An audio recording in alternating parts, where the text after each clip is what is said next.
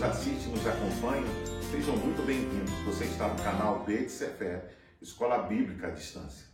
Nós estamos estudando a revista Palavra e Vida da Convenção Batista Fluminense, que tem como tema central Vencendo as Adversidades.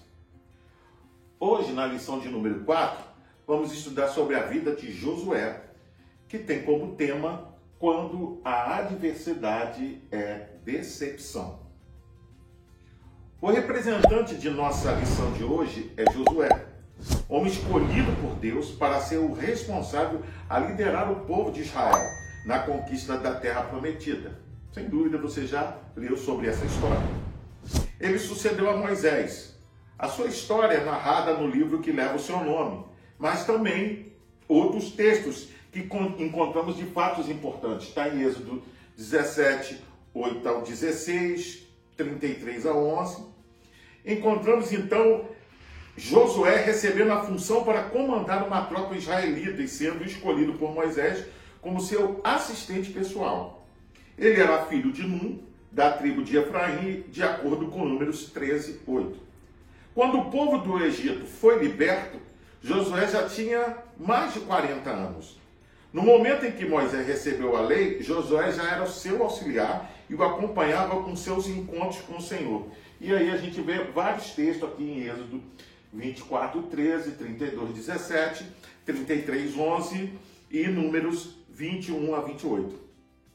Mas antes de continuar essa lição, eu gostaria de ler a Bíblia no livro de Josué, capítulo 9, e os versículos 3 ao 5. Vamos lá? Os moradores de Gibeão, porém, ouvindo o que Josué fizera com Jericó e com Ai, usaram de estratagema e foram e se fingiram embaixadores e levaram sacos velhos sobre os seus jumentos e odres de vinhos, velhos, rotos e consertados. E nos pés sandálias velhas e remendadas e roupas velhas sobre si. E todo o pão que traziam para o caminho era seco e bolorento. Vamos orar? Pai, nós te louvamos e te agradecemos, ó Deus, pela oportunidade de poder estudar a tua palavra mais uma vez. Nós te pedimos, ó Deus, que o Senhor fale conosco e que possamos aprender lições úteis para a nossa vida com o exemplo da vida de Josué. Pai, nos abençoa, é a nossa oração que nós te pedimos em nome do teu Filho amado Jesus Cristo. Amém. Vamos lá? Ponto 1. Aproveite todas as oportunidades para aprender. Josué pôde aprender muitas coisas com Moisés e com todas as instruções que este recebia de Deus. Presenciar a espera e a fidelidade de Moisés, com certeza, transformou a vida de Josué e suas atitudes. Moisés foi extremamente usado para desenvolver em Josué um caráter de paciência, mansidão e liderança. Na escolha dos espias para observar a terra de Canaã e todos que lá habitavam, estava Josué e mais 11 homens. Dentre todos que foram enviados para essa missão, apenas Josué e Caleb foram os únicos que continuaram em defesa da invasão de Canaã. Eles puderam perceber o quanto a cidade era boa. Eles demonstraram confiança na promessa de Deus sobre a terra que haviam de conquistar. Eu quero aproveitar e ler já Êxodo 33, do 9 ao 11. Vamos lá? E sucedia que, entrando Moisés na tenda, descia a coluna de nuvem, e punha-se à porta da tenda, e o Senhor falava com Moisés. E vendo todo o povo a coluna de nuvem que estava à porta da tenda, todo o povo se levantava, e cada um à porta da sua tenda adorava. E falava o Senhor a Moisés face a face, como qualquer fala com o seu amigo. Depois tornava-se ao arraial. Mas o seu servidor, o jovem Josué, filho de Num, nunca se apartava do meio da tenda. É importante destacar que Josué esteve presente nas principais ações na liderança de Moisés. Não só nessas ações militares, mas também Josué estava presente em todo momento. O texto diz, que acabamos de ler, que ele não se apartava da tenda. Apesar de não estar na Bíblia, eu quero pensar, que eu creio também, que houve muitos momentos em que Moisés conversou informalmente com Josué. O Josué viu as decisões que Moisés tomava, as reuniões com a liderança do povo, com os principais. Ele via também a sua comunhão com Deus, como ele se relacionava com Deus, como ele se colocava na presença de Deus. Ou seja, o fato dele estar sempre presente, próximo de Moisés, ele não só aprendeu com o que Moisés ensinava, aquilo que Moisés falava, mas ele também aprendeu através das ações, das atitudes, dos relacionamentos de Moisés com o povo, com a liderança. Sem dúvida, Josué teve um aprendizado muito abençoador, pelo fato dele estar sempre próximo do líder. Quando Moisés percebeu que o seu tempo na terra estava acabando, escolheu Josué de forma oficial para ser o seu substituto. Na verdade, Moisés estava atendendo à ordem do próprio Deus, quando sentiu que a sua liderança acabaria antes de entrar em Canaã. Josué passou a ser o novo líder do povo de Israel. Numa reunião solene, Josué recebeu autoridade perante o povo de Israel. Moisés impôs-lhe as mãos e ordenou conforme o Senhor havia falado. Josué foi advertido pelo próprio Deus quanto a ser corajoso e forte, pois precisaria de cada uma para continuar conduzindo o povo à terra que havia recebido. Mas eu quero ressaltar ainda que todo tempo que Josué esteve presente, a tenda, próximo à tenda, que não saía da presença de Moisés, ele aprendeu muito e ele estava, sem dúvida, apto. Ele conhecia o povo, ele conhecia as demandas do povo, ele sabia quais eram as particularidades da liderança. Ele, sem dúvida, era um candidato apto para assumir. Porém, Deus escolhera por causa da sua firmeza, da sua fé, da sua confiança no Deus Todo-Poderoso, demonstrada naquele evento dos espias, como ele e Caleb, sendo os únicos a dizer que o Senhor estava dando a terra. Então ele acreditava na promessa, ele acreditava que Deus era poderoso para realizar aquilo que lhe prometera. Pois bem, ponto 2, confiar traz segurança e vitória na adversidade. Algo que fica muito claro para Josué é a promessa de que Deus estaria com ele. Ser acompanhado por Deus durante toda a missão lhe daria confiança suficiente para continuar a grande conquista. Assim que Moisés morreu, Deus lhe encoraja de forma particular. Ele não só ouviu, mas ele tinha convicção, porque ele viu isso acontecer na vida de Moisés. E ele tinha certeza que da mesma forma que Deus foi com Moisés, Deus também seria com ele. Não foram poucos obstáculos enfrentados por Josué logo no início da sua liderança. Mesmo sendo um homem tão experiente e vivido um longo tempo de intimidade com Deus, Josué não ficou livre das provações diárias. Nós precisamos entender que, a despeito de que nós tenhamos comunhão, que nós leiamos a palavra, que você ore, isso não impede que você passe por provações ou tentações. O que lhe exigiu, então, confiança e dependência no único que podia mudar os rumos dos resultados adquiridos com essas provações. Alguns exemplos disso podem ser vistos quando o povo precisava atravessar o Rio Jordão e enfrentar o exército dos cananeus.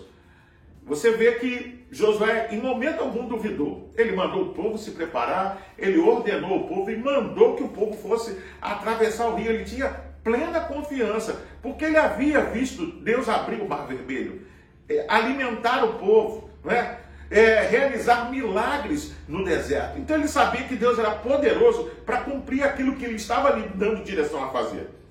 No capítulo 3 do livro de Josué, temos a descrição de como Deus sobrenaturalmente interrompeu as águas do Jordão quando os sacerdotes que levavam a Arca da Aliança pisaram nas águas.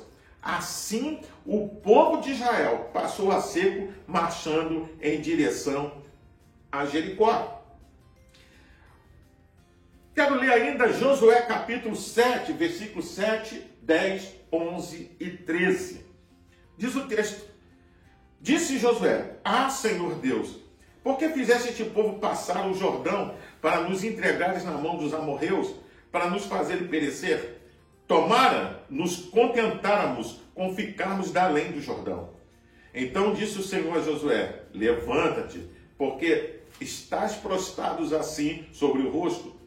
Israel pecou e violaram a minha aliança. Aquilo que eu lhes ordenara, pois tomaram das coisas condenadas e furtaram e dissimularam, e até debaixo da sua bagagem o puseram. Dispõe-te, santifica o povo e diz: santificai-vos para amanhã, porque assim diz o Senhor, Deus de Israel: há coisas condenadas no vosso meio. Ó Israel, aos vossos inimigos não podereis resistir, enquanto não eliminares do vosso meio as coisas condenadas. Veja, esse exemplo é um exemplo clássico de como Josué acreditava no Senhor e confiava nele e buscava a sua direção. Esse é um evento logo após entrar na terra de Canaã. Eles tentam invadir a cidade de Ai, conquistá-la, e eles acabam sendo derrotados, uma cidade muito menor.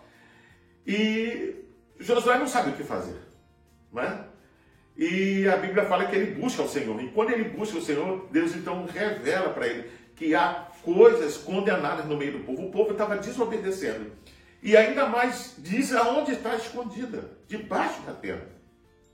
Por isso, amados, que é importante confiar em Deus, que ele era e que o mantinha na liderança. Ele obedecia a cada orientação que Deus lhe dava e isso lhe trazia vitória. Algumas táticas eram inacreditáveis. Olhos humanos nem imaginam o que poderiam ser realizados. Veja bem, assim como a tomada de Jericó, nessa conquista os sacerdotes e o povo marchavam ao redor da cidade. No 7º dia, quando os sacerdotes tocaram as buzinas e o povo gritou, com grande brado, as muralhas de Jericó caíram. Você entende? Josué tinha plena confiança de que a sua liderança estava nas suas mãos. Ou seja, Deus é que estava controlando. Não era a sua capacidade. Eu já disse isso outras vezes. Mas era a confiança em Deus. A obediência irrestrita à ordem e à vontade de Deus. Essa próxima aprovação tem a ver com a conquista da terra dos cananeus. Deus deu uma ordem muito clara. Mas das cidades desse povo que o Senhor, teu Deus, te dá como herança, não deixarás com vida nada que tem fôlego. Pelo contrário, tu destruirás por completo os heteus, os amorreus, os cananeus, os perizeus, os heveus e os jebuseus, conforme te ordenou o Senhor teu Deus. Muitos podem olhar para esse texto e achar que Deus é um Deus irado, é um Deus raivoso, um Deus que não perdoa. Mas se nós olharmos a Bíblia e lermos ela, nós vamos encontrar um texto lá em Gênesis, quando Deus chama Abraão, dizendo que a medida dos amorreus, ou seja, a medida dos habitantes daquela terra, não havia ainda se enchido. Deus havia dado àquele povo oportunidade para o arrependimento, mas aquele povo, em momento algum, se arrependeu dos seus pecados. E agora Deus, então, está não mais dando oportunidade, Deus está trazendo juízo. E por isso, então, ele fala que não deve permanecer ninguém vivo. Ou seja, nada, nem os animais, nem suas posses, nem o próprio povo deveriam ser perdoados, porque a ira de Deus estava sobre aquelas nações. Ponto 3. Desviar o olhar de Deus conduz ao erro. As nações que viviam ao redor de Israel deveriam ser destruídas totalmente. Porém, havia uma regra diferente para as nações que viviam longe de Israel. Olha o que diz o texto. Quando te aproximares de uma cidade para combatê-la, tu lhe proporás a paz. Se ela te responder em paz, te abrir as portas, todo o povo que ali se achar será sujeito a trabalhos forçados e te servirá como escravo. Mas se ela, pelo contrário, não quiseres a tua paz, mas a guerra, tu a sitiarás. De acordo com a ordem de Deus, poderia haver uma aliança com o povo que morasse longe, mas de forma alguma com aquele povo ao seu derredor. Tudo isso porque Deus conhecia o tamanho da corrupção por parte do povo que ali vivia. Era um povo que andava longe de Deus, mas conhecia as promessas vindas dele. Eles tanto conheciam que temiam por sua vida. Foi o que eu acabei de falar para vocês, né? Então, Deus havia dado oportunidade para o arrependimento e eles não demonstraram em momento algum.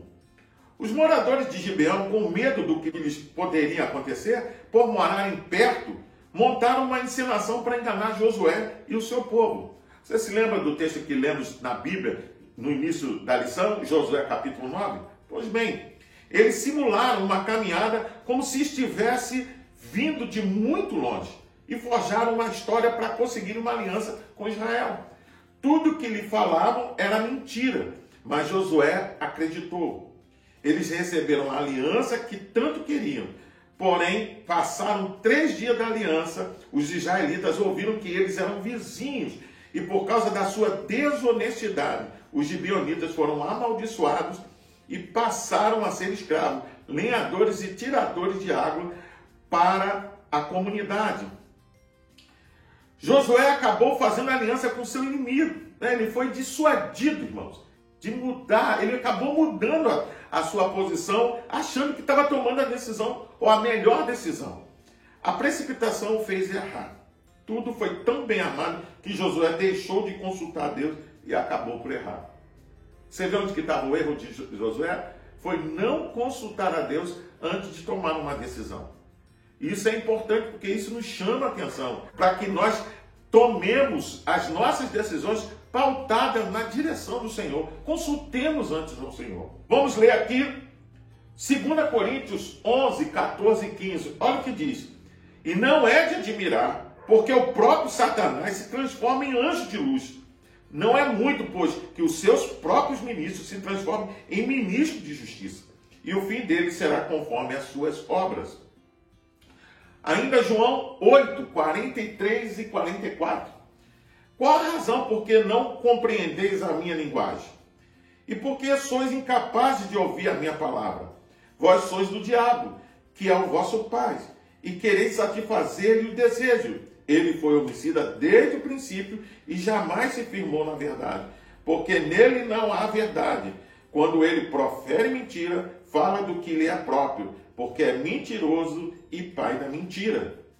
Da mesma forma, nós precisamos também tomar muito cuidado para não sermos enganados e tomarmos uma decisão que não seja aprovada por Deus. Veja, o diabo, o Satanás, ele transfigura os seus ministros como ministros da justiça. Não é? Aqueles que trabalham fazendo a sua vontade, como o próprio Jesus diz, vocês são filhos do diabo, porque vocês fazem a vontade de vosso pai.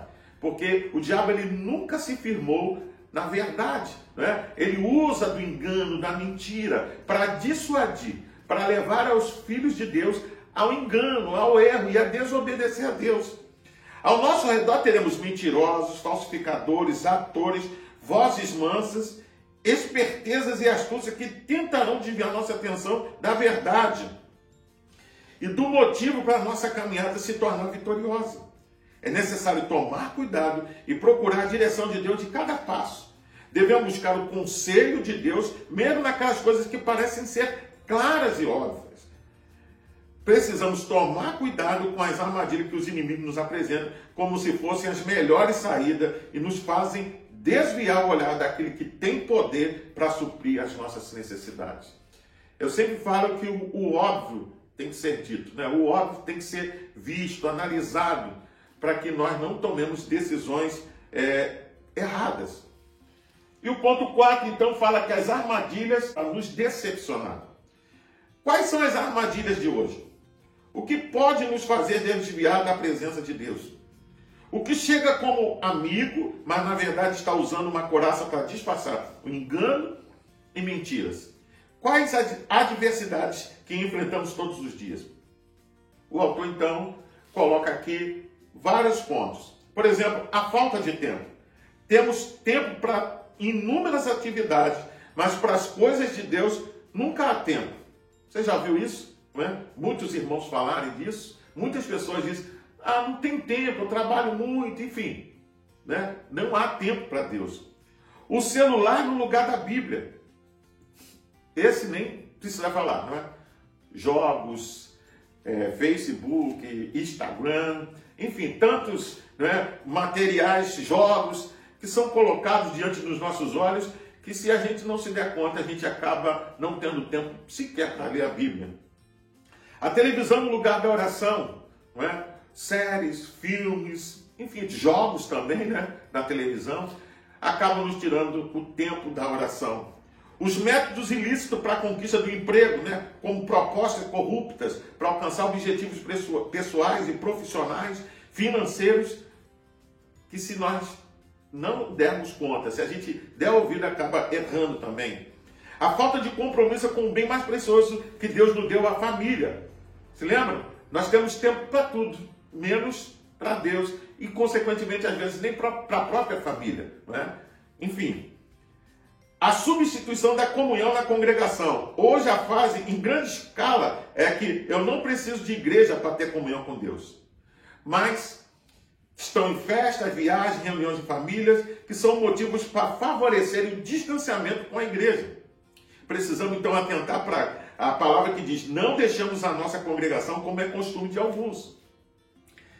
Essa pandemia, amados, acabou, de certa forma, mostrando algumas coisas importantes.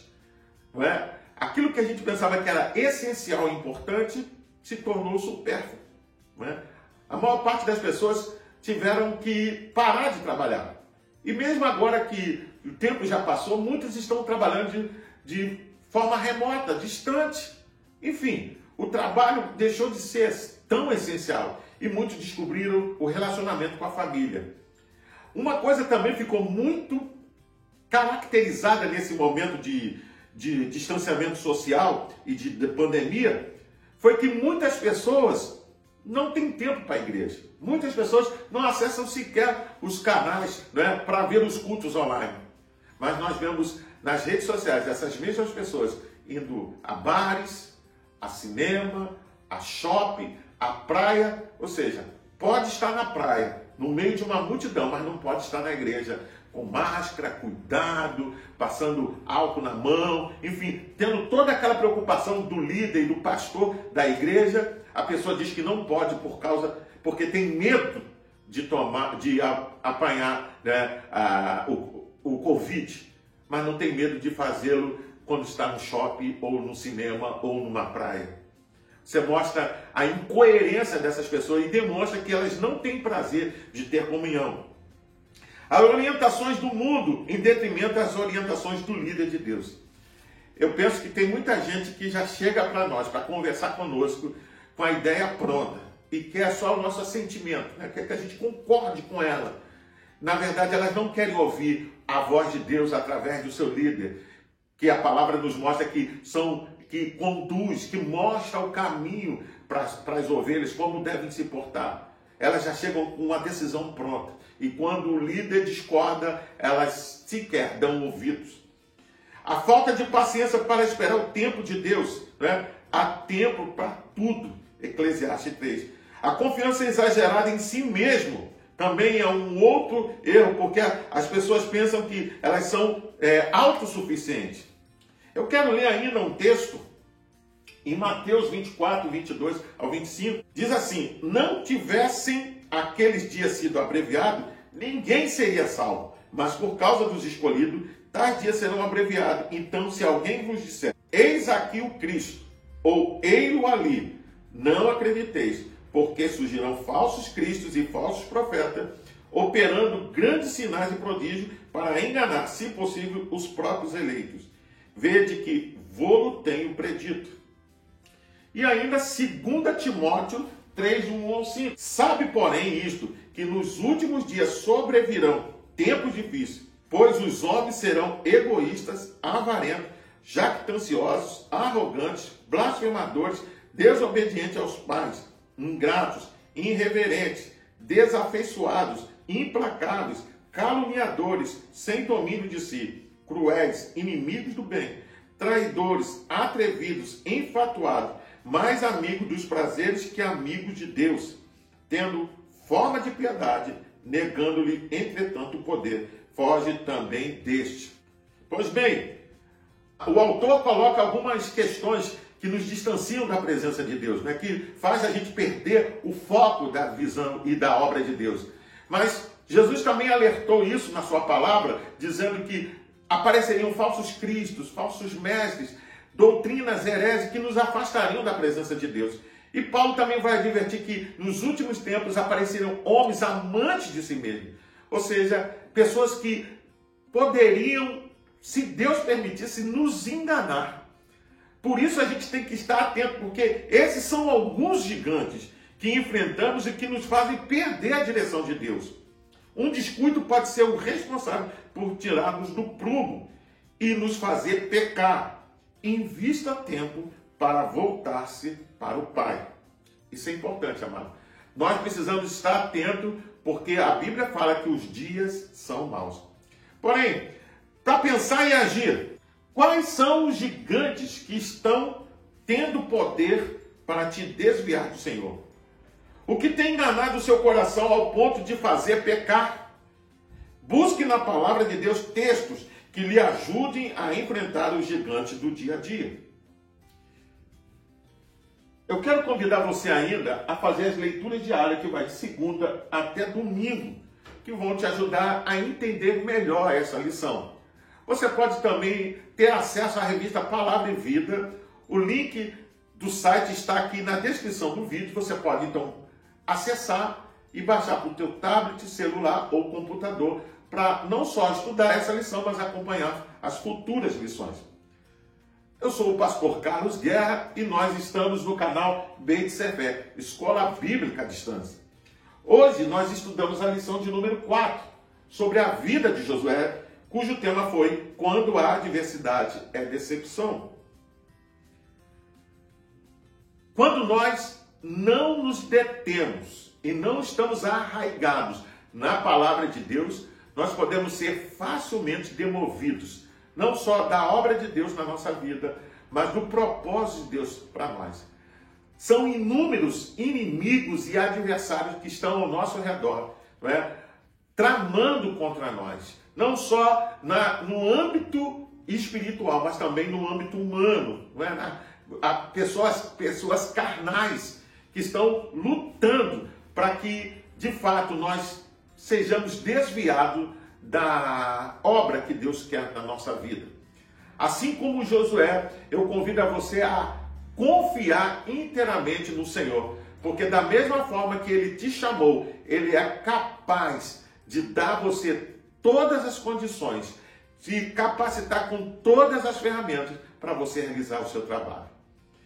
Antes de encerrar, eu quero convidar você a se inscrever no canal aqui embaixo, deixar o seu like, fazer o seu comentário, ativar o sininho das notificações para as futuras publicações. E não deixe ainda de compartilhar esse vídeo com os seus contatos, os seus amigos. Que o Senhor te abençoe e te guarde. Que a graça do Senhor possa estar sobre você e a vida da sua família. Fique na paz. Deus te abençoe.